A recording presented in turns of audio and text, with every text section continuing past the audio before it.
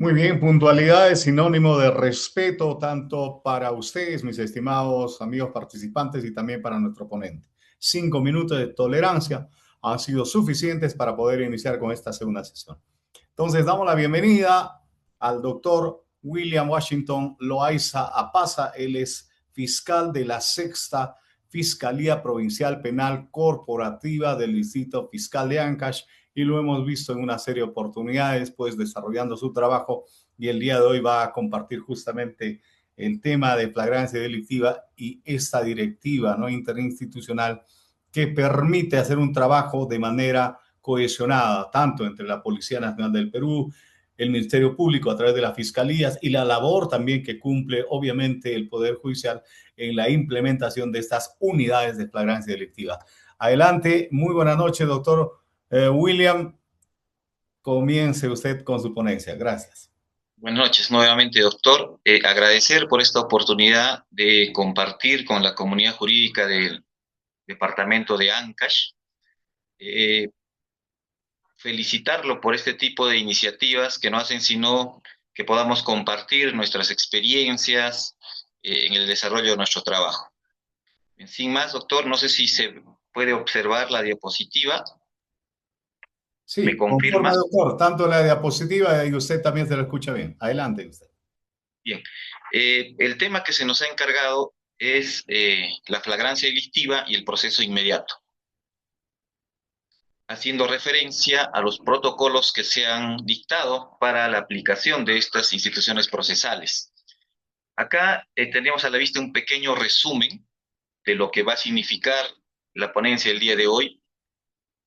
Tenemos ahí en medio el fiscal, desde ese punto va a ser nuestra ponencia, y a los costados tenemos dos instituciones, dos valores fundamentales como son la libertad individual y la seguridad ciudadana. Aparentemente entre estas dos instituciones jurídicas, valores, existe una tensión. Sin embargo, vamos a ver más adelante, durante el desarrollo de esta ponencia, de que no debería existir esta tensión entre ambos institutos jurídicos, sino más bien ambos deberían complementarse. Vamos a desarrollar en ese sentido lo que es la flagrancia delictiva, con sus requisitos establecidos por el Tribunal Constitucional, como son la inmediatez temporal, la inmediatez personal y la necesidad de urgente intervención. También vamos a desarrollar los supuestos que establece el artículo 259 del Código Procesal Penal respecto de la flagrancia en sus cuatro modalidades.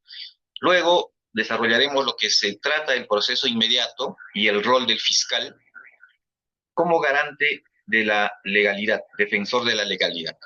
También vamos a hacer un pequeño análisis de las últimas modificatorias que se han dado sobre el proceso inmediato con el decreto legislativo 1735, que se ha dictado o publicado en el mes de febrero de este año, justamente. Y finalmente, vamos a hacer un pequeño análisis de las unidades de flagrancia. En el departamento de Ancash ya viene funcionando una unidad de flagrancia donde se ha unido a los operadores de justicia, como son la policía, la fiscalía, el poder judicial y también la defensa. Ese va a ser el rol, el esquema que vamos a manejar el día de hoy. Vamos a compartir nuestra diapositiva.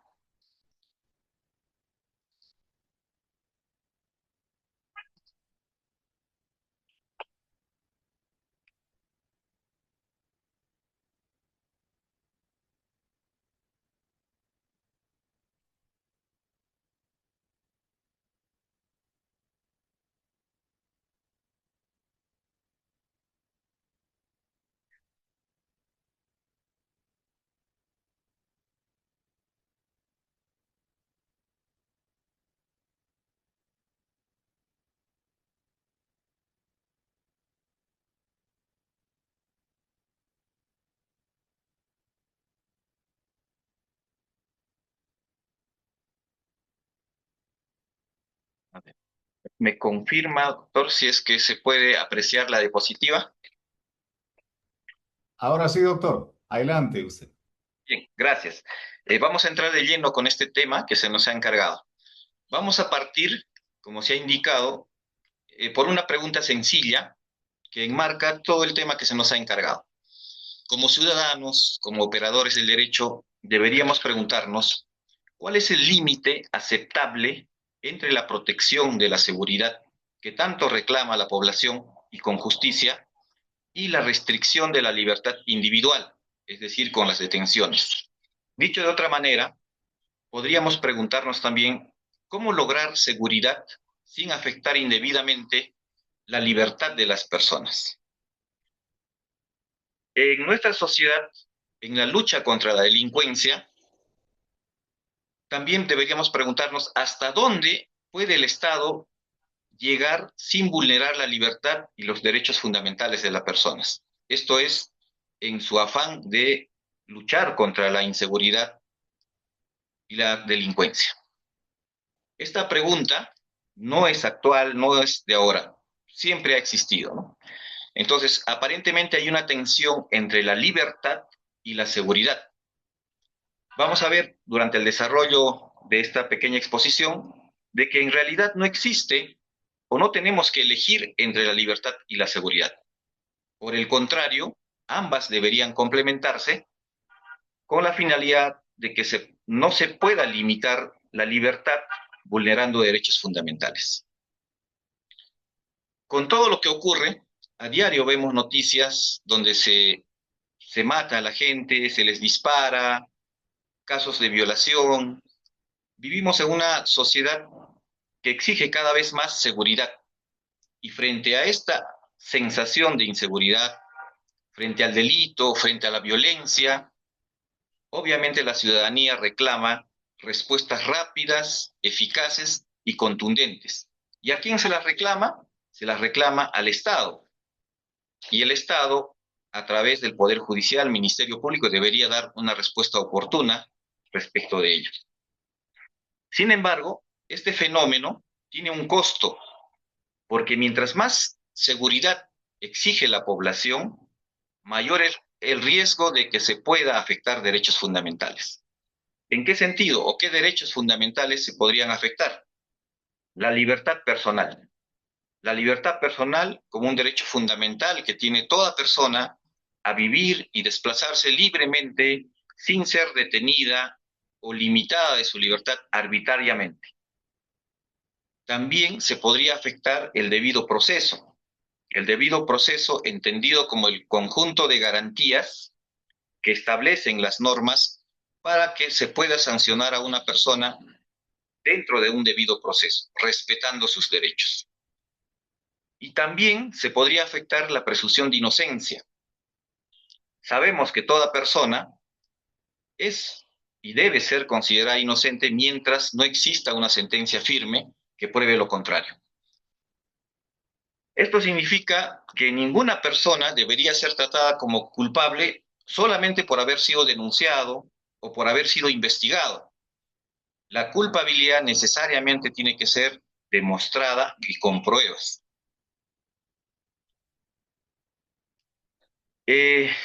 Otro tema que debemos mencionar antes de entrar de lleno en el tema es un elemento esencial que influye actualmente en nuestra sociedad, que es el miedo. Vivimos actualmente en una sociedad del miedo. Obviamente, ello se genera porque tenemos una percepción de inseguridad. Y este miedo genera tres efectos sumamente relevantes. ¿Qué nos exige este miedo? Exige de parte del Estado mayor demanda de intervención penal. La población exige más policías, más detenciones y más penas. También esta sensación de inseguridad genera presión sobre los operadores de justicia, los jueces, los fiscales, los abogados en general. Debemos dar una respuesta inmediata. Y también muchas veces justifica restricciones de la libertad. Ante esta creciente ola de la delincuencia, muchas veces se aceptan sin cuestionamientos limitaciones de derechos, con tal de sentirnos seguros.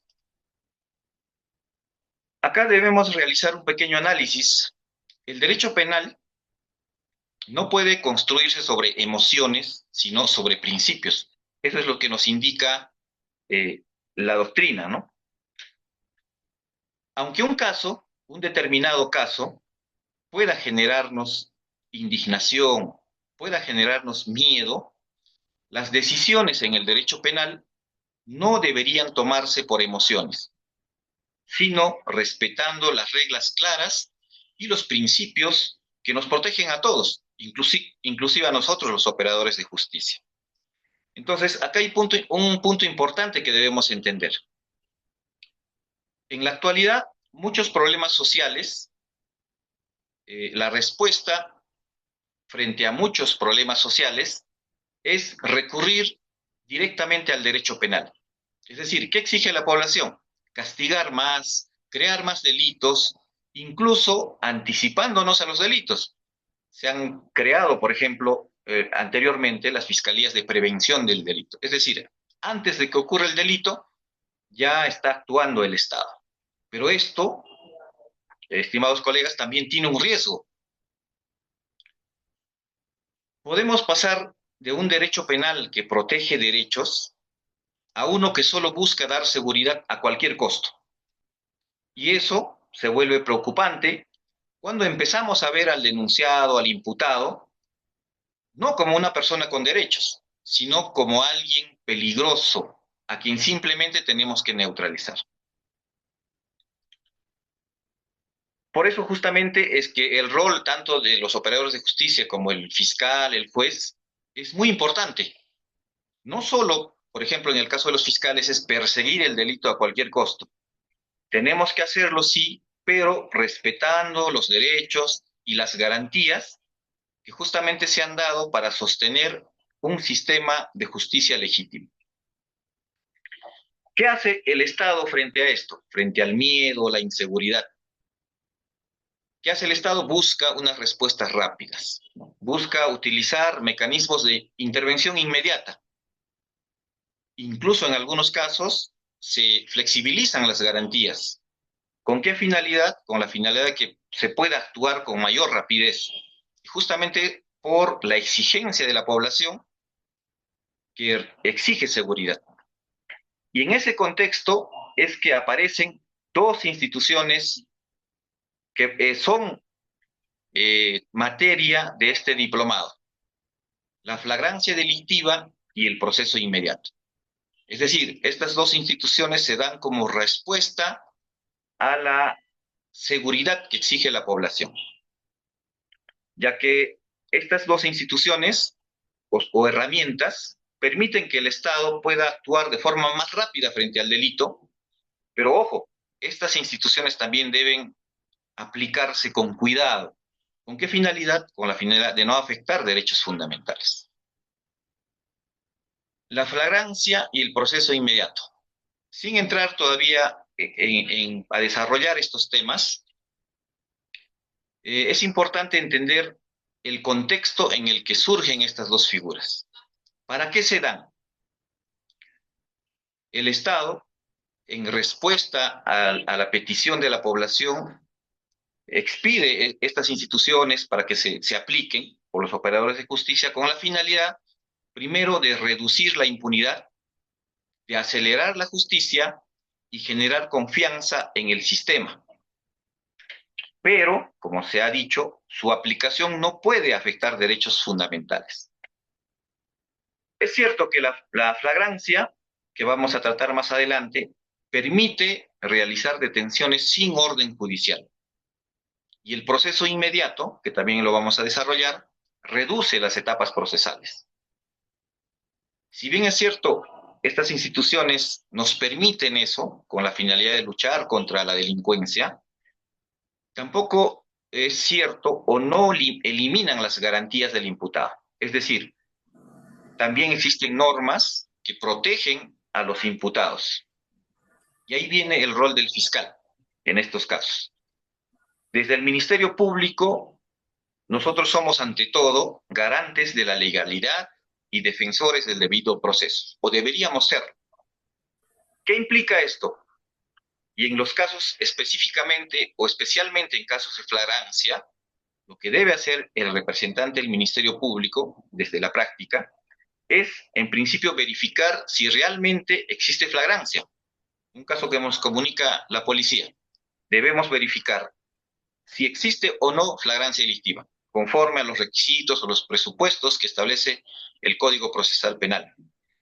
¿Qué más debemos realizar nosotros? Debemos evitar detenciones arbitrarias. Ante una detención arbitraria, tenemos que dar libertad al imputado. Y también tenemos que evaluar la procedencia de un proceso inmediato y con objetividad.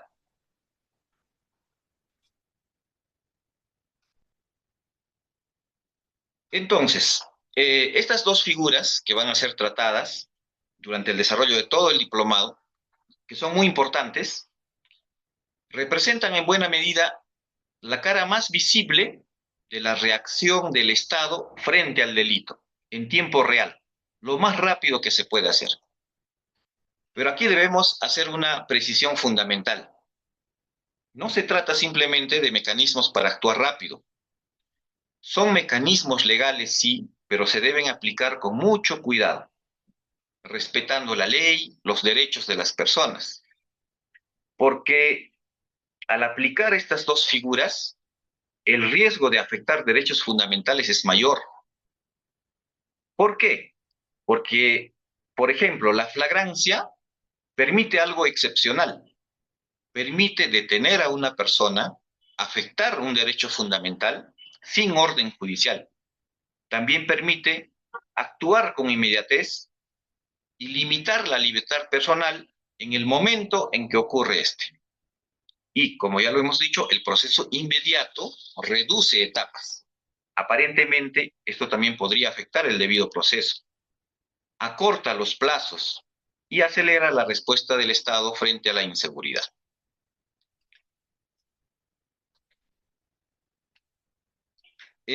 Pasando al siguiente tema, vamos a referirnos al marco internacional y constitucional que protege la libertad de las personas. Como regla constitucional, el artículo 2, numeral 24, literal F de la Carta Magna, exige que nadie sea privado de la libertad sin orden judicial.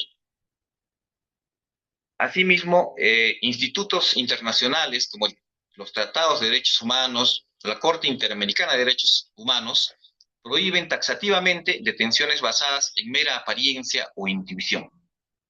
Y frente a esto, existe lo que va a ser materia de análisis en este caso, la excepción, la flagrancia delictiva.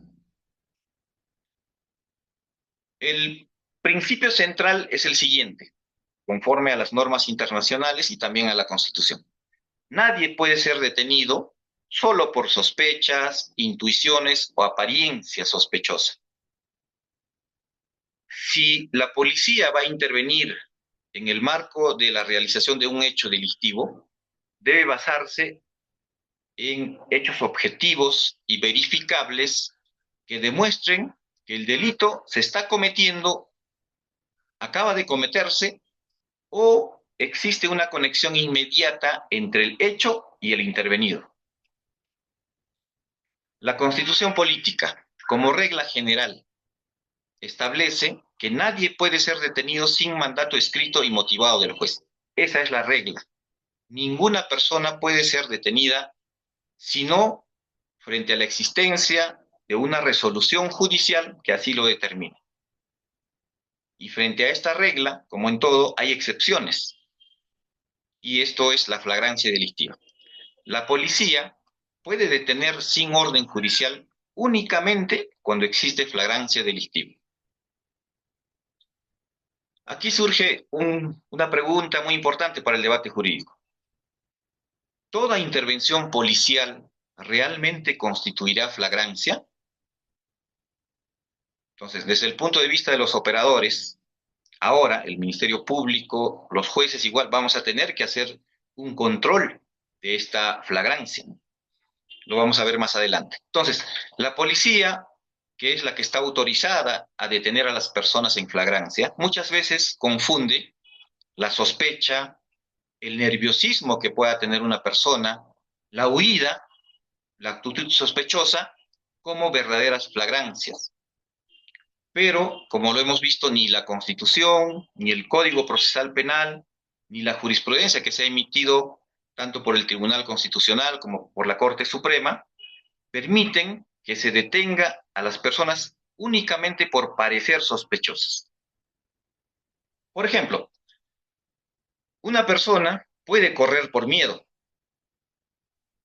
Un ser humano puede ponerse nervioso ante la policía. Puede estar cerca al lugar donde ha ocurrido un delito. Por sí solo, esas conductas por sí solos no demuestran que se haya cometido un delito. Para que exista flagrancia, deben existir además elementos objetivos que lo vinculen directamente con este hecho. Huellas, o que lo encuentren con un celular, que lo encuentren con manchas de sangre, o que la víctima o un testigo los indique directamente como el autor de ese hecho. Vamos a tocar el tema de la flagrancia delictiva.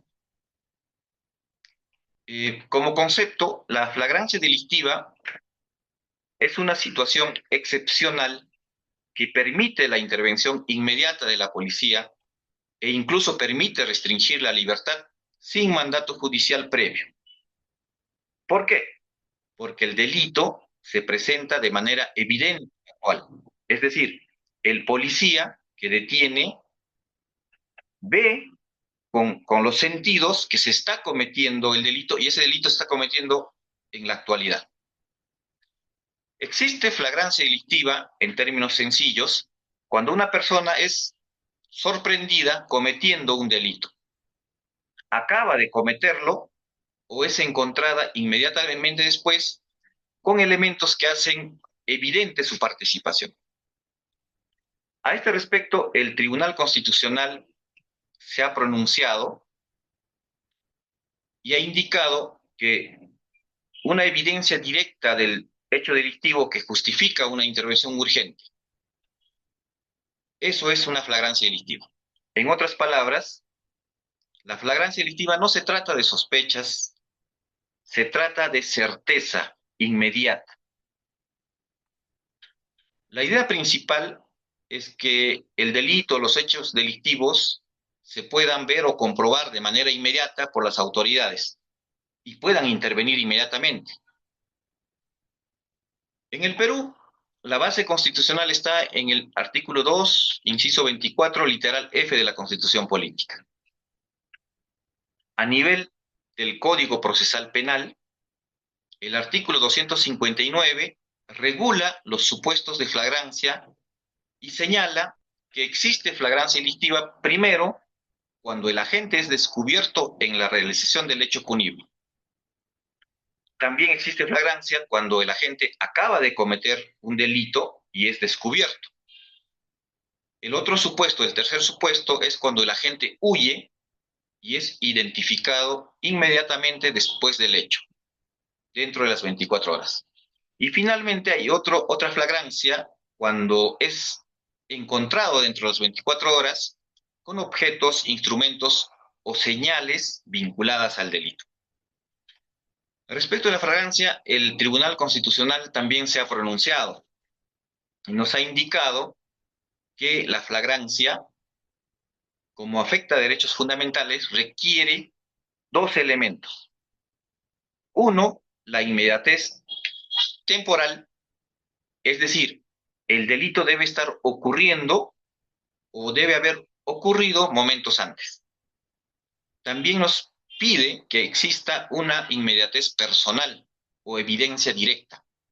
Nos dice el Tribunal Constitucional que debe existir una conexión clara entre la persona que se interviene y el hecho delictivo. De tal manera, nos dice, que su participación resulte evidente. Y también nos agrega un tercer requisito, la necesidad urgente de intervención estatal inmediata, ya que si no existiera esta necesidad de intervención urgente, la policía junto con el Ministerio Público, podrían pedir la detención preliminar judicial. Es importante recalcar que aún en estos casos de flagrancia, cuando se detiene a una persona que comete un delito o acaba de cometerlo o es reconocido por otros medios, se debe respetar la libertad personal. Siguen vigentes el debido proceso, la presunción de inocencia y el derecho de defensa. La flagrancia delictiva no debe ser o no debe convertirse en una justificación para detenciones arbitrarias, sino que es una herramienta excepcional que debe ser usada dentro de los límites de la Constitución y el Código Procesal Penal. Como ejemplos, respecto de la inmediatez temporal. La policía observa a una persona robando un celular en la calle. Un sujeto determinado acaba de salir de una vivienda luego de cometer un robo. Existe inmediatez temporal. Respecto a la inmediatez personal, el autor está en el lugar o es vinculado directamente al hecho. Por ejemplo, un sujeto es encontrado dentro del local donde ha ocurrido un robo. Existe inmediatez personal. La víctima señala inmediatamente al agresor. Se reconoce a través de la víctima o también puede ser a través de un testigo. En este caso, en la inmediatez personal, ¿cuándo no estaríamos frente a este supuesto? Cuando solo existen rumores, sospechas o elementos concretos. No existen elementos concretos. Por ejemplo, ¿no? Podría la policía decir, he intervenido y detenido a esta persona porque parecía sospechoso. Entonces, en ese contexto no se establece este requisito de la inmediatez personal. El otro requisito, la necesidad urgente de intervención. Significa que la policía debe actuar de inmediato porque esperar podría permitir la fuga del autor, se podrían desaparecer las pruebas y también podría generarse un riesgo para otras personas. Por eso es que la Constitución permite detener sin orden judicial en flagrancia. Por ejemplo, un ladrón intenta escapar después del robo, flagrancia delictiva, y existe ahí necesidad urgente de intervención. ¿Cuándo no existiría este supuesto de necesidad urgente? Por ejemplo, ocurre un hecho y el autor lo reconoce de acá a 4 días. En ese caso ya no hay urgencia. Entonces la policía, en coordinación con el Ministerio Público, tranquilamente podrían pedir una orden judicial. Estos 3 requisitos o elementos que han sido desarrollados por el Tribunal Constitucional, inmediatez temporal, inmediatez personal y necesidad urgente de intervención, tienen que concurrir para que exista flagrancia delictiva. Cuando uno solo de ellos falta, la detención se torna en arbitraria e ilegítima. La doctrina hace una diferenciación o establece cuáles son estos supuestos de la flagrancia delictiva, conforme lo detalla el Código Procesal Penal. Y define de la siguiente manera. Existe una flagrancia directa. El primer supuesto, así lo llaman, flagrancia directa. Sujeto A, sorprendido cometiendo el delito. Luego también la doctrina y también el protocolo de actuación interinstitucional para la aplicación del proceso inmediato establece la flagrancia inmediata. El sujeto acaba de cometer el delito y es descubierto. También al tercer supuesto la doctrina lo denomina cuasi flagrancia. En este caso, el sujeto huye, pero es identificado y capturado dentro de las 24 horas.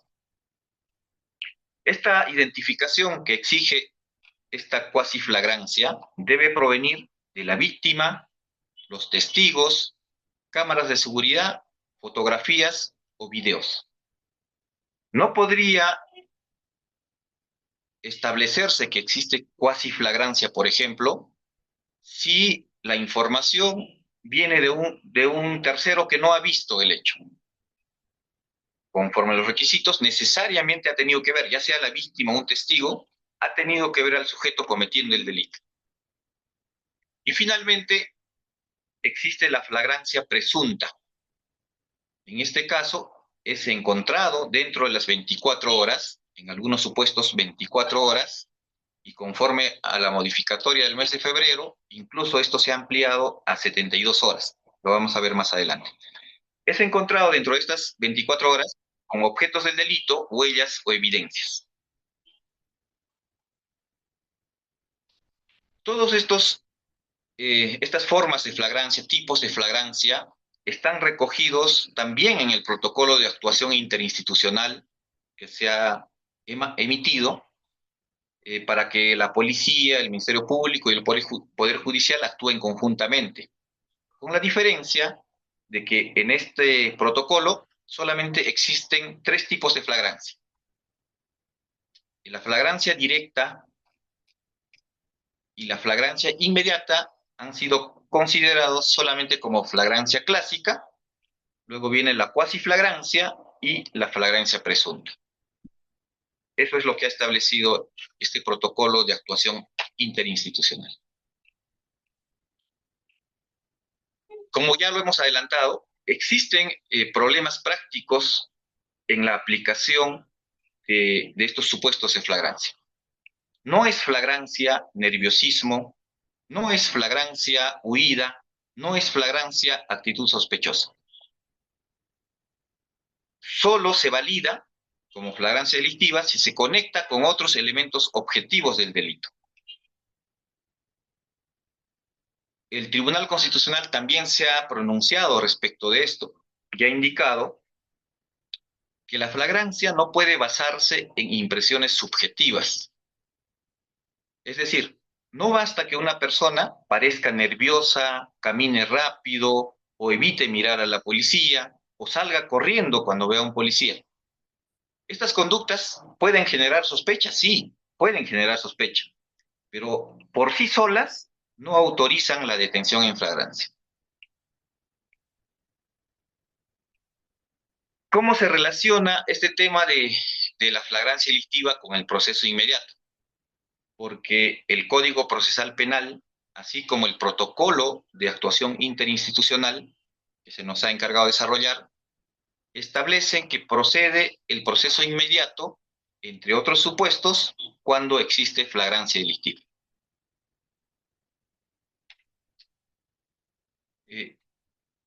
Respecto de la flagrancia delictiva, conforme a las modificatorias, esta respuesta del Estado frente a la criminalidad se le ha encargado al Ministerio Público un rol fundamental. El fiscal o el representante del Ministerio Público no solamente es el titular de la acción penal, es decir, no solamente se dedica a acusar. Ante todo, el representante del Ministerio Público es garante de la legalidad y de los derechos fundamentales. En ese contexto, o en el contexto de la flagrancia, la participación del representante del Ministerio Público adquiere una relevancia aún mayor, porque estamos ante una situación donde la intervención policial es inmediata, es decir, no hay una orden judicial. La detención o el proceso, en este caso, avanza con una rapidez excepcional. Entonces, esto significa que el primer control real que ejecuta el Estado respecto de las detenciones en flagrancia recae en el representante del Ministerio Público. El representante del Ministerio Público debe realizar en primera instancia el control de la legalidad. ¿Qué implica esto?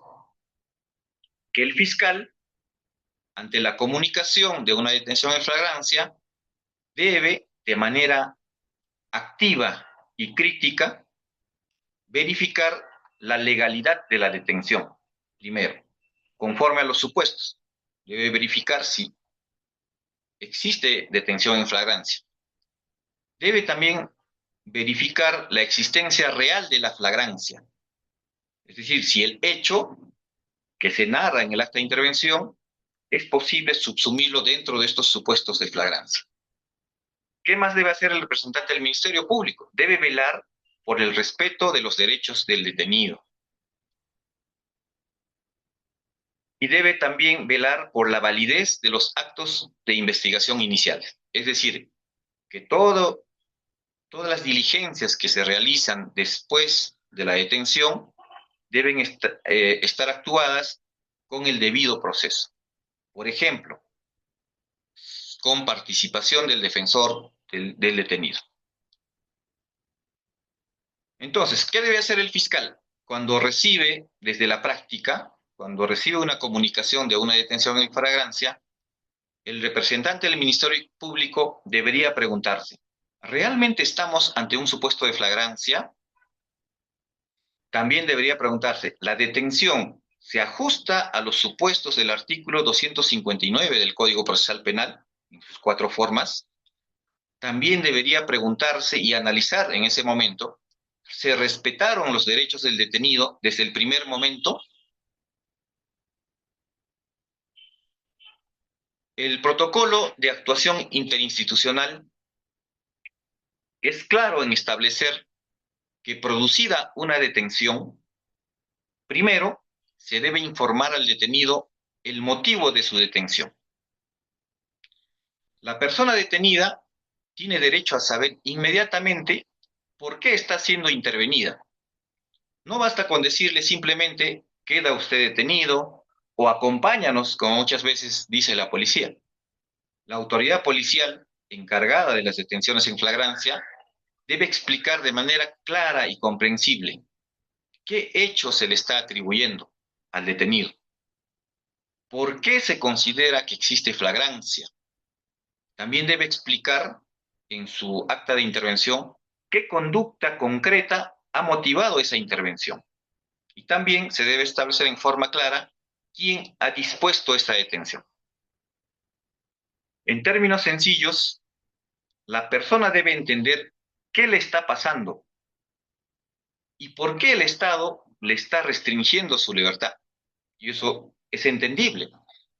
Para que me detengan, yo tengo que conocer los motivos.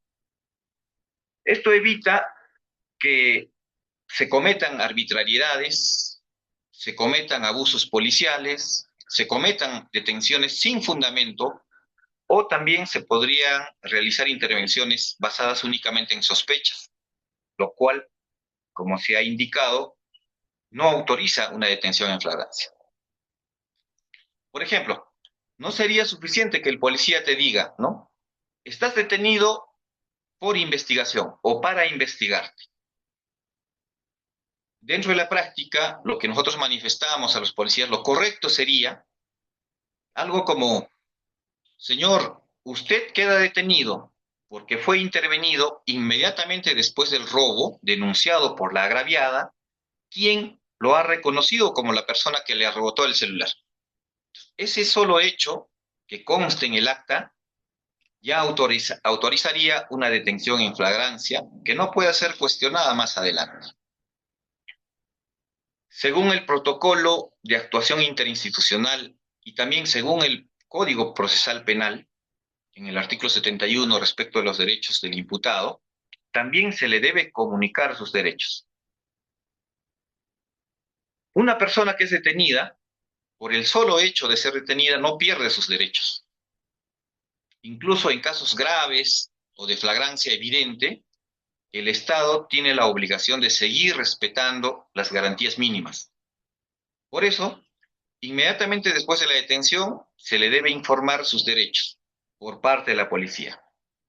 Entre ellos, conforme al Código Procesal Penal, que tiene derecho a guardar silencio, que no puede declarar contra sí mismo, que tiene también derecho a comunicarse con un abogado, tiene derecho a comunicar su detención a un familiar, ser examinado por un médico y no ser sometido a violencia o presión.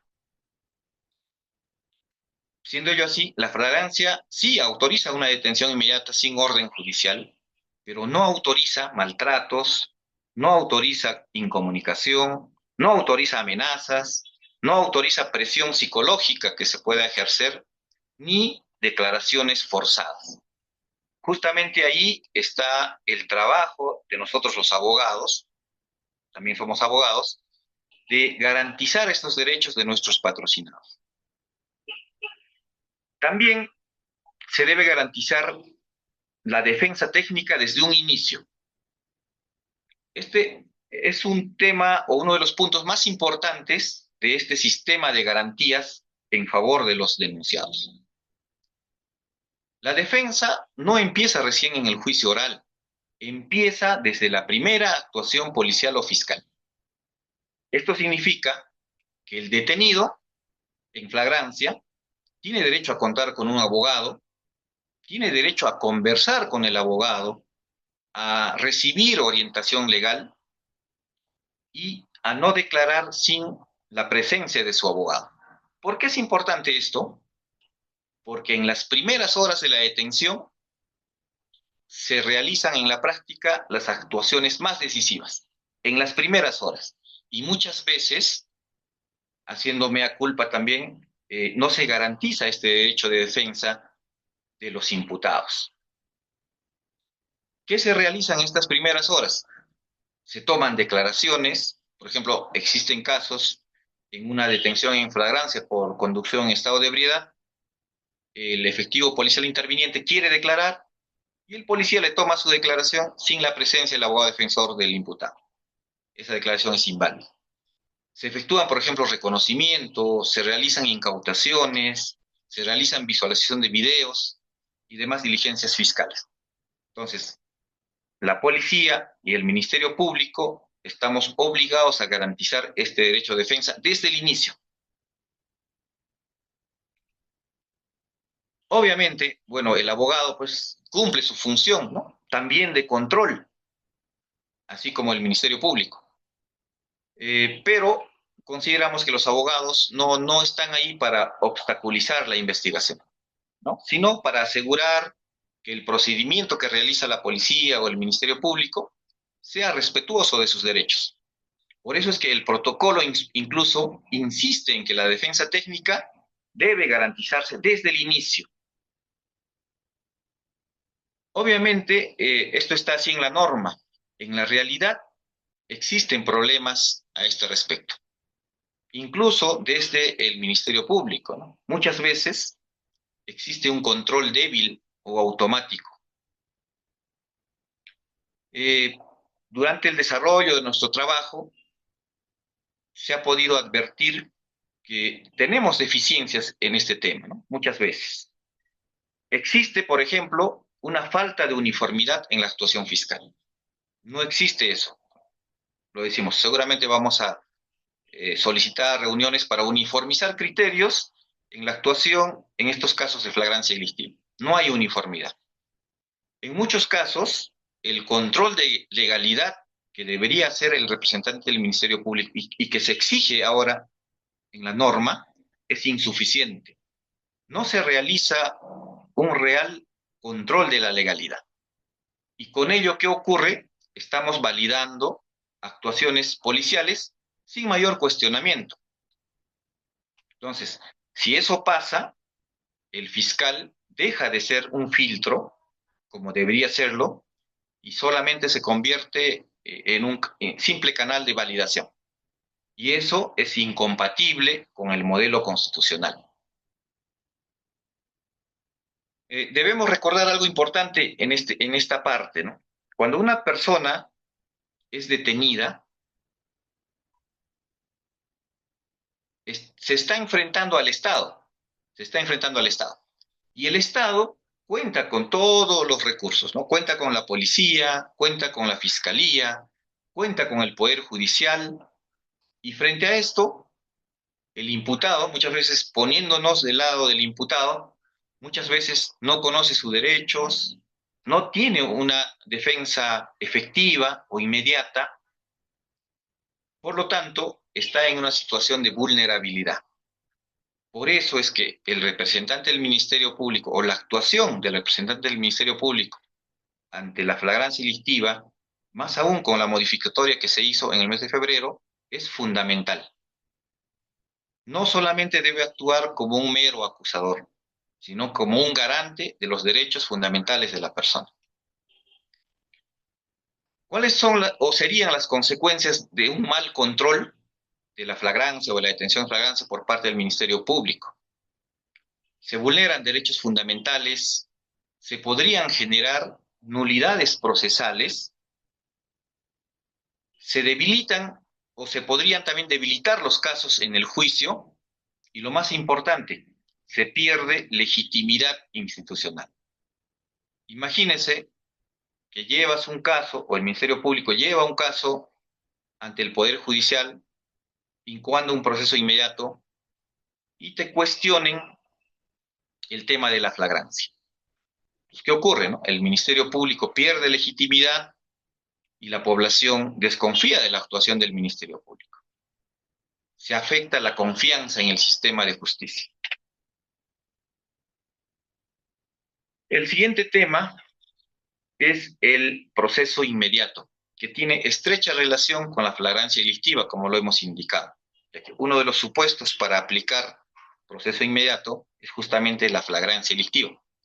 Pero una flagrancia delictiva o una detención en flagrancia delictiva que respete los procedimientos y las garantías del debido proceso.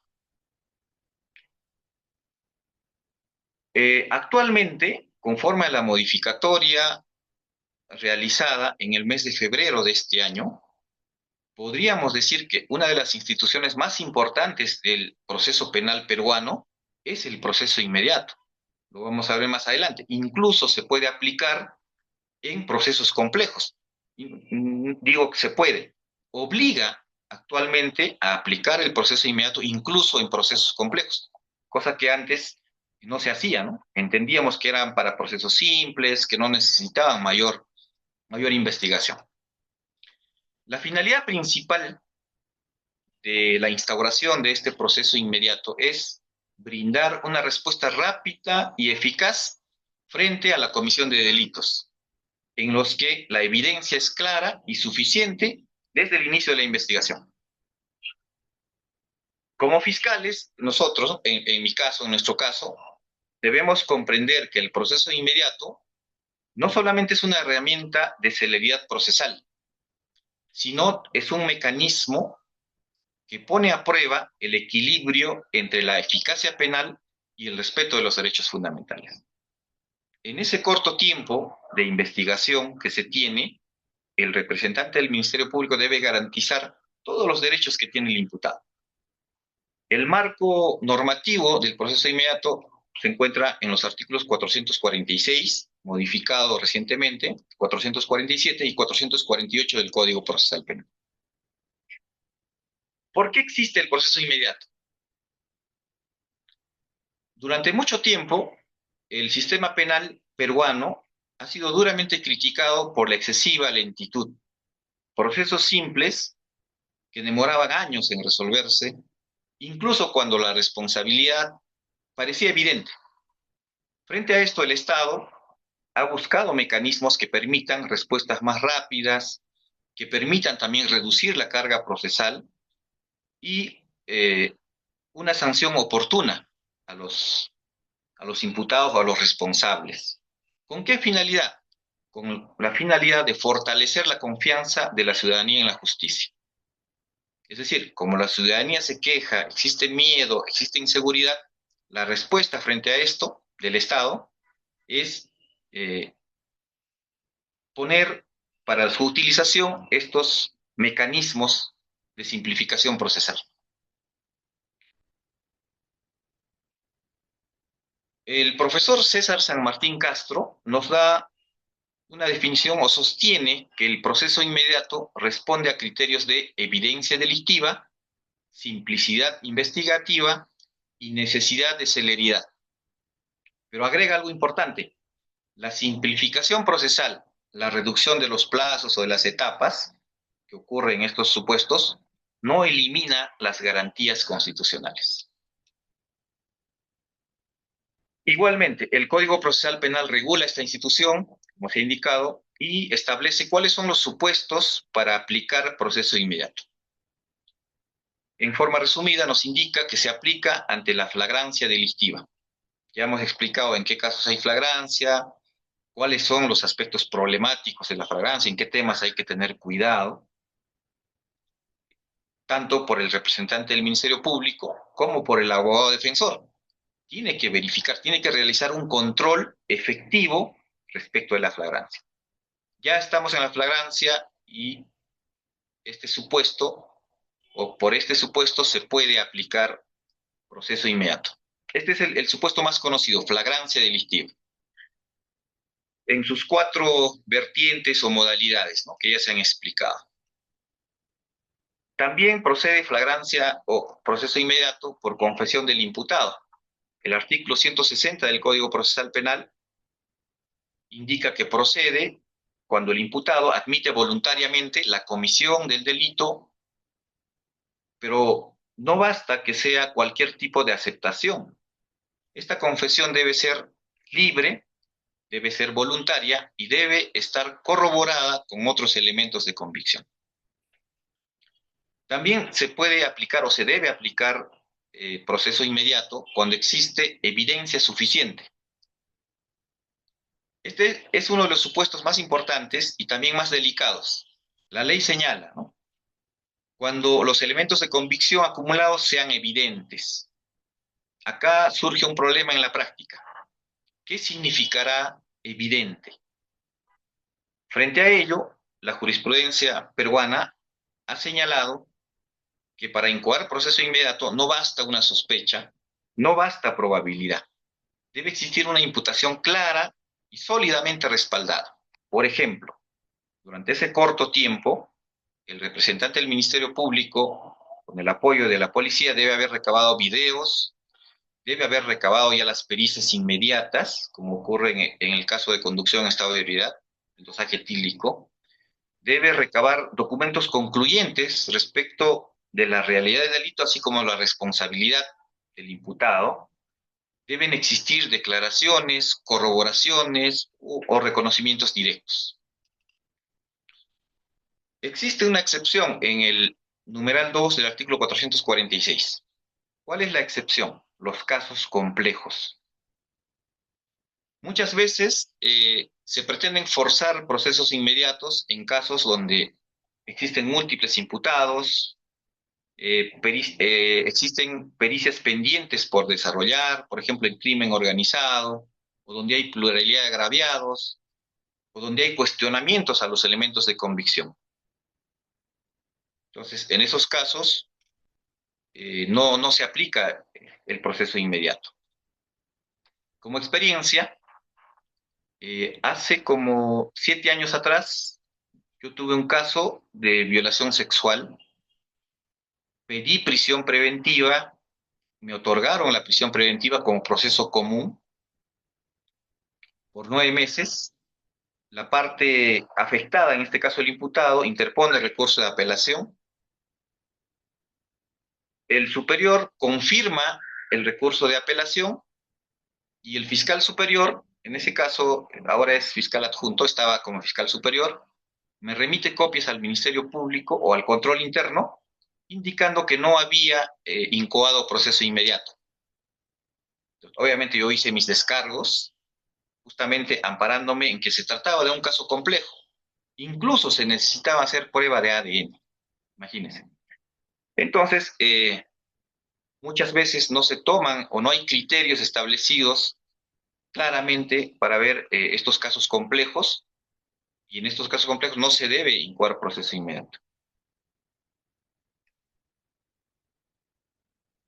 La incoación o la obligación de incoar proceso inmediato genera en el Ministerio Público una enorme responsabilidad funcional. Incluso el Código Procesal Penal indica que el fiscal debe incoarlo bajo responsabilidad. Entonces, imagino que fue por eso que me remitieron copias a control interno, ¿no? Bajo responsabilidad, pero no se hace el otro análisis, ¿no? El hecho de que te el hecho de que te señale el Código Procesal Penal que debes incoar proceso inmediato bajo responsabilidad, no significa presentar requerimientos deficientes o apresurados. Un mal proceso inmediato puede terminar vulnerando derechos fundamentales, puede generar absoluciones, que es lo más grave, y esto obviamente afecta la legitimidad del Ministerio Público.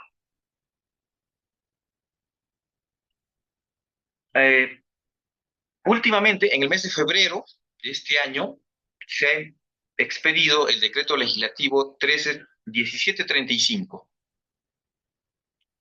Este es en realidad uno de los cambios más importantes y recientes en materia de proceso inmediato en el Perú. Se ha reformado los artículos 446 y 447 del Código Procesal Penal. Estas modificaciones que se han realizado buscan fortalecer el uso del proceso inmediato como la respuesta rápida frente al delito. Y esto obviamente genera nuevos retos al Ministerio Público, al Poder Judicial y a la defensa. Esta reforma parte de una idea central. Si durante la investigación ya existen elementos de convicción claros y suficientes, el Estado no debe continuar innecesariamente con un proceso largo. Esa es la idea principal. Entonces, se ha incorporado el literal E del artículo 446 del Código Procesal Penal. Esta norma indica que procede el proceso inmediato cuando luego de la formalización de la investigación preparatoria se logre obtener elementos de convicción evidentes. Este cambio es sumamente importante porque antes de esta modificatoria, el proceso inmediato estaba pensado principalmente para flagrancia, confesión sincera o evidencia inmediata, evidencia obtenida en las diligencias preliminares. Con esta reforma, ahora el proceso inmediato también puede incoarse después de haberse formalizado investigación preparatoria. En términos prácticos, ¿qué significa esto? Aunque inicialmente el caso haya requerido una investigación, si posteriormente aparecen elementos probatorios claros y suficientes, el fiscal ya no necesita continuar con una investigación extensa.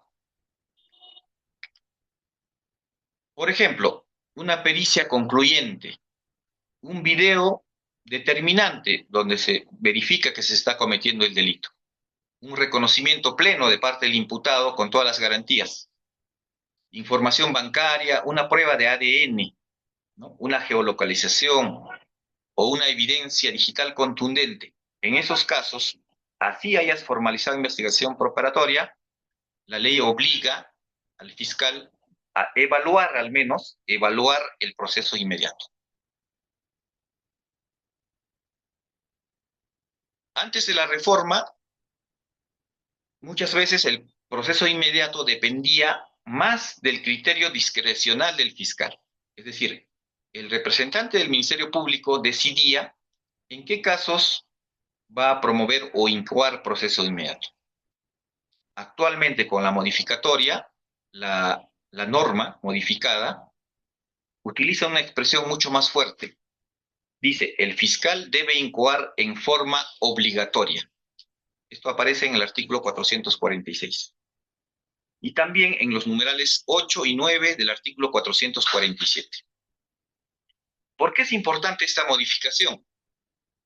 Porque el legislador busca evitar investigaciones innecesarias, largas, cuando ya existe evidencia suficiente.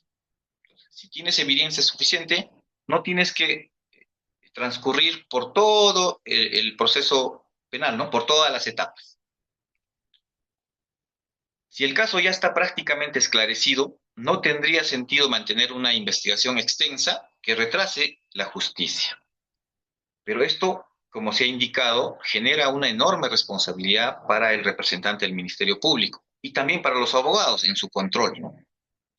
El fiscal ahora debe analizar rápidamente la suficiencia probatoria, tiene que evaluar la complejidad, tiene que determinar si realmente existe evidencia evidente, valga la reiterancia, y decidir en ese corto plazo si corresponde pasar inmediatamente a juicio, porque eso es lo que hace el proceso inmediato, pasar de la investigación a juicio inmediato. Nos saltamos la investigación preparatoria y la etapa intermedia. Y justamente acá aparece un riesgo importante. La presión institucional por incoar procesos inmediatos podría generar requerimientos prematuros o requerimientos deficientes. Es por esto que la obligación de incoar proceso inmediato no elimina el deber de objetividad que debe tener el representante del Ministerio Público. Con esta modificatoria también se establecen nuevos plazos. El numeral 8 del artículo 447 establece que en casos ordinarios el fiscal tiene 45 días para incoar proceso inmediato.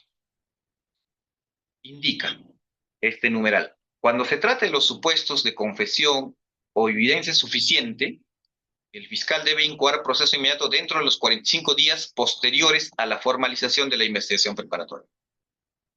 Además, indica que el juez tiene 5 días hábiles para realizar la audiencia y el fiscal debe formular acusación dentro de los 3 días hábiles si se declara procedente. ¿Qué se busca con esta reforma? Se busca evitar investigaciones prolongadas sin necesidad. La lógica del legislador es: si en 45 días ya existe evidencia clara, el caso debe pasar rápidamente a juicio. El numeral 9 regula los casos complejos, incluso en casos complejos, ¿no? Aquí el plazo se incrementa en 120 días, posteriores a la formalización de la investigación preparatoria. Esto es importante porque el legislador reconoce que hay casos e intervenciones que requieren pericias, requieren análisis técnicos, o existe pluralidad de investigados, o se requiere revisar documentación extensa, o realizar algunos actos especiales de investigación.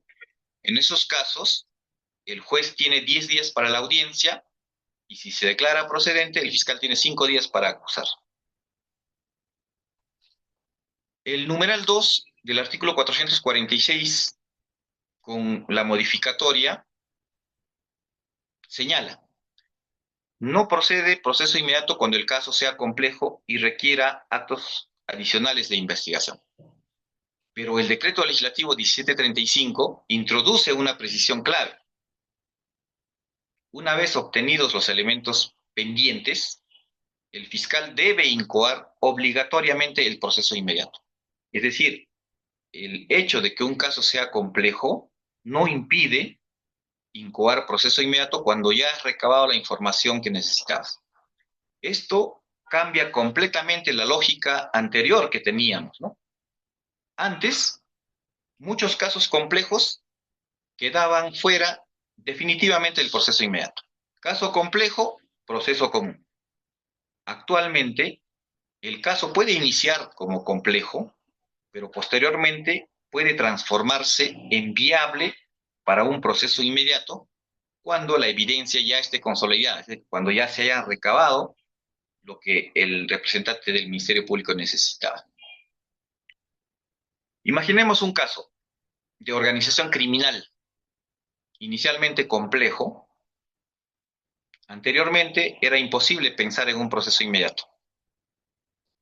Actualmente, en este caso de organización criminal complejo, se realizan las pericias telefónicas, se levanta la información bancaria, se realiza el análisis digital. Luego de varios meses, los hechos quedan plenamente establecidos o acreditados, la evidencia es clara, ya no necesitamos más actos de investigación. Con la reforma, el fiscal debe incoar proceso inmediato. Esa es la modificatoria última que se ha establecido, y bajo mi criterio, o haciendo un análisis, y lo decía al inicio de esta exposición, creo que el proceso inmediato y la flagrancia que componen este diplomado que se ha organizado son las instituciones más importantes en el momento y deben ser debidamente analizadas, como se está haciendo, ¿no? Esta es una primera exposición.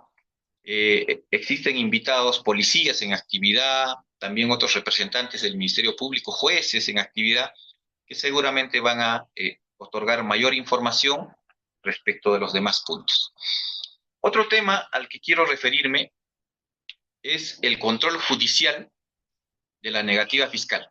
Esta es otra novedad del proceso inmediato. Numerales 11 y 12 del artículo 447 actual. ¿Cuál es la novedad? De que en la actualidad el actor civil puede solicitar al fiscal la incoación del proceso inmediato. Así como se escucha. El actor civil puede solicitar al representante del Ministerio Público la incoación del proceso inmediato. Lo que anteriormente no se realizaba, ¿no? No estaba establecido en la norma. Si el fiscal rechaza la incoación del proceso inmediato, debe motivar adecuadamente su negativa.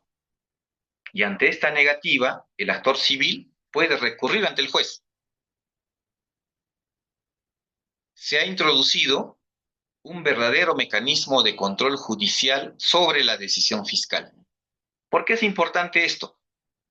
Porque anteriormente, antes de la modificatoria, la decisión del fiscal de incoar o no proceso inmediato era discrecional. El fiscal tenía mayor discrecionalidad. El fiscal decidía en qué casos incoaba proceso inmediato y en qué casos no. Actualmente, el juez puede revisar si efectivamente existen o existían elementos suficientes para incoar proceso inmediato. Entonces, se está fortaleciendo este control de legalidad. Se fortalece el tema de la transparencia y la tutela jurisdiccional efectiva. Pero también tiene su lado negativo, ¿no? Haciendo un análisis, esto va a aumentar la carga argumentativa del Ministerio Público. Es decir, el fiscal ya no puede limitarse a decir, considero que en este caso no corresponde incoar proceso inmediato. Ahora tiene que explicar por qué no existe, bajo su criterio, evidencia suficiente. Tiene que explicar e indicar ante el juez qué diligencias faltan realizar y por qué aún es necesaria una investigación más extensa. Entonces, esa es la novedad que se ha dado en este año, ¿no? Esto obviamente impacta, tiene su impacto, ¿no? Estas modificatorias significan mayor responsabilidad por parte del representante del Ministerio Público.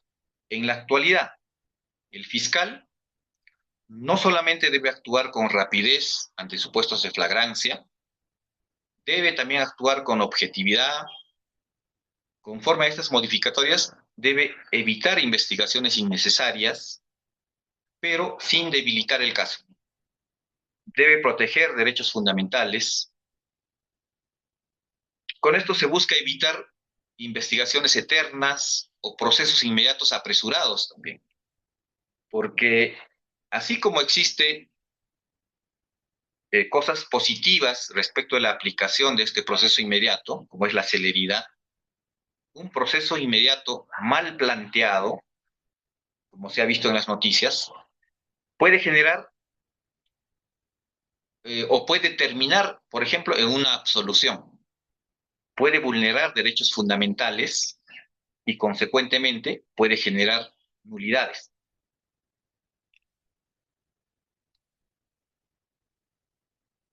Complementando ya todo esto, vamos a referirnos a las unidades de flagrancia.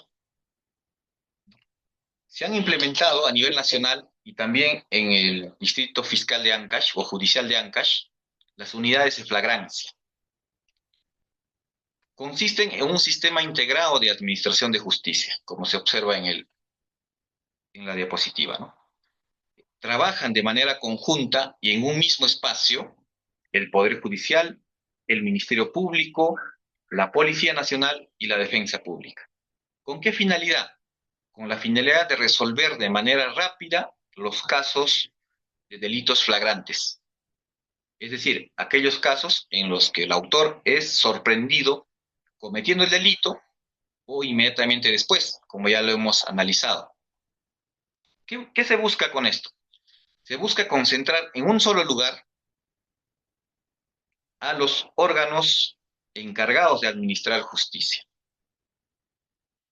¿Para qué se han creado estas unidades? Responden a tres necesidades. Primero, combatir la delincuencia de manera inmediata.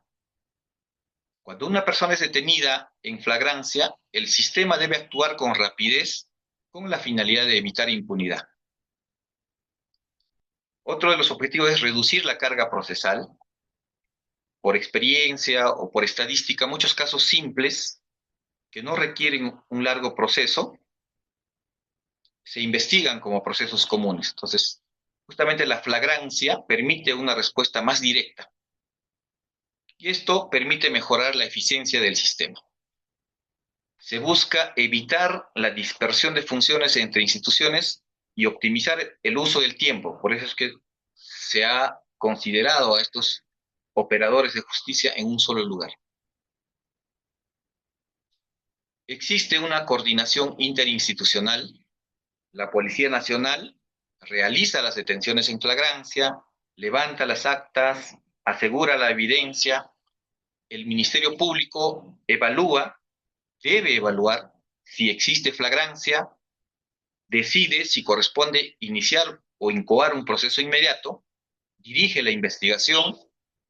La defensa pública o los abogados en general asisten al detenido, garantizan su derecho de defensa. Y el Poder Judicial controla también, ya en segunda instancia, la legalidad del procedimiento. Decide si procede o no un proceso inmediato, dirige la audiencia y el juzgamiento. Todo esto ocurre en un mismo espacio físico, lo que permite, según la norma, reducir tiempos y evitar trámites innecesarios. El Ministerio de Justicia y Derechos Humanos ha aprobado un protocolo de actuación interinstitucional para la aplicación del proceso inmediato. Se ha aprobado mediante Decreto Supremo 029/2025, JUS, publicado el 2 de diciembre de este año, con la finalidad de fortalecer la actuación de los operadores del sistema de administración de justicia en casos de flagrancia y otros supuestos previstos en la norma. Este protocolo, dentro de sus principales lineamientos que deben observar los operadores del sistema, se encuentran la flexibilidad y la coordinación interinstitucional. Hay una fase que está a cargo de la policía, la detención en flagrancia, la fase que le corresponde al Ministerio Público de control de la legalidad, que también ha sido introducida en la actual modificatoria. El Ministerio Público debe realizar en primera instancia un control de legalidad de la detención y la fase que corresponde al Poder Judicial.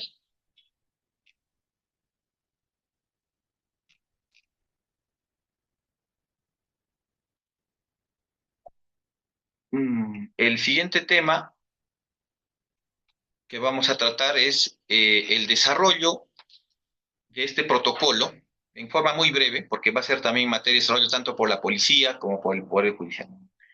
Este protocolo organiza la actuación de estos operadores de justicia en tres etapas claramente definidas. Primero está la intervención policial. La policía debe detener solamente si hay flagrancia y debe informar al detenido los motivos de su detención, debe leerle sus derechos y elaborar las actas correspondientes. Esto está detallado en el procedimiento operativo. Las garantías del detenido. El detenido tiene derecho a un abogado, tiene derecho a guardar silencio, a no ser maltratado y a una comunicación inmediata tanto al abogado como a sus familiares. Si no se respeta, la detención puede ser ilegal. El fiscal, la novedad que trae la ley 32.348 es que en la audiencia única de incoación del proceso inmediato, que es de carácter inaplazable, rige lo establecido en el artículo 85. El juez, frente a un requerimiento fiscal de incoación de proceso inmediato, se pronuncia oralmente en el siguiente orden, según sea el caso. Y esta es la novedad. A. Sobre la legalidad de la detención del imputado. Conforme al artículo 259, debe pronunciarse también sobre el cumplimiento del numeral 2 del artículo 71, es decir, sobre su defensa, y sobre el plazo de la detención. Verificar si hubo flagrancia, controlar la legalidad de la detención y decidir, el fiscal en este caso, si le da inmediata libertad a través de una disposición, si continúa la investigación o incoa proceso inmediato. Bueno, esos son los temas que hemos tratado. No sé si, doctor, habrá alguna pregunta eh, respecto de la disertación.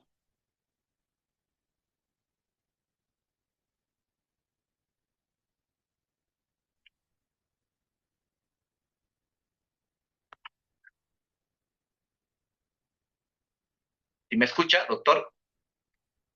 Doctor Freddy. Le escuchamos correctamente, doctor. Sí, ya está por culminar con mucho agrado. Sí, Hemos recibido toda la ponencia de esta noche. Cuando usted considere para poder dar por finalizado, en todo caso, si hay alguna pregunta. sí, doctor. Ya habremos concluido. Solamente si hay alguna pregunta para aclarar o compartir de repente alguna experiencia que hayamos tenido.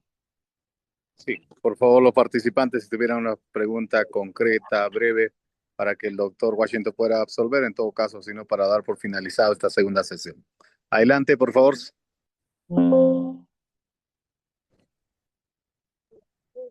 ¿Me escucharon? Si alguien tiene alguna pregunta.